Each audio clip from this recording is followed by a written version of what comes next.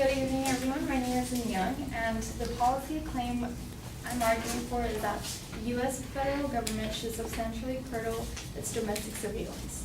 So I have four support claims to make. That one, the NSA and FBI surveillance methods often lead to dead ends. Number two, the USA Patriot Act's expansion of record searches is unconstitutional. Number three, time and money would be saved by getting rid of unnecessary surveillance programs.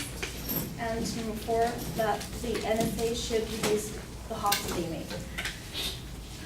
Okay, so first of all, I want to explain to you what NSA is. It's a national security agency that is responsible for global monitoring, collection, decoding, translation, and analysis of information and data.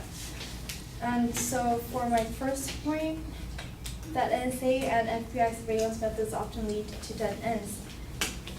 According to the New York Times, in the anxious months after the September 11 attacks, the National Security Agency began sending in a steady stream of telephone numbers, email addresses, and names of FBI to the FBI in search of terrorists. The stream soon became a flood, requiring hundreds of agents to check out thousands of tips for a month. But virtually all of them, current and formal officials say, led to dead ends and innocent Americans. So all these meaningless searches were made just because of what happened in September 11th.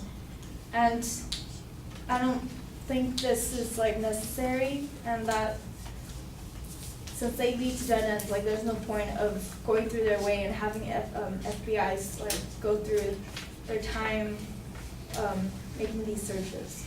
And for my second point, that the USA Patriot Act expansion of record searches are unconstitutional.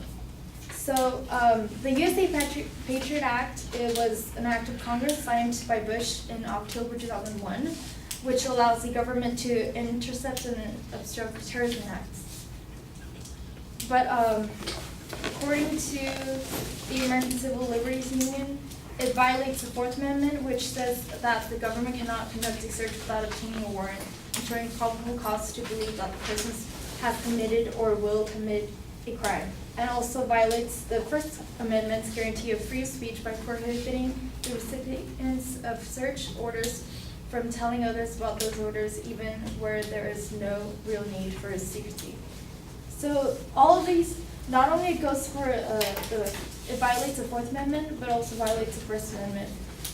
And really, this act is necessary if it wasn't for the September 11 attack. But nothing like that attack has happened ever since the September 11.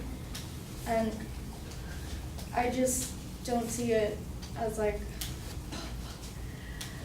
there's no real need for this. And for my third claim, that time and money would be saved by getting rid of unnecessary surveillance programs. So, well, NSA is one of the 15 intelligence agencies, and the total budget for that is about $75 billion. But according to the New York Times, it says that the sums of NSA spends on Silicon Valley are classified, as is the agency's total budget, which independent analysis say that $8 billion to $10 billion a year. Silicon Valley is like a corporation of a law group that the NSA goes to in order to get more data based on a certain person that you're suspicious of. And spending $8 billion to $10 billion a year, which is about 14% in total of the 15 intelligence agencies, is really unnecessary. There's no need for them to go through all the way of spending so much money and the time of the FBI's to go through this. And also, according to Brandon Peter Van, there has been only about 20 domestic terror-related deaths since the 9/11. Your chances as an American of being killed by a terrorist are about 1 in 2 million. So spending $8 million to $10 million isn't really worth finding 20 domestic terror-related deaths since 9/11. There's no terrorist attacks since big terrorist attacks since 9/11, and they all just lead to dead ends. So, yeah.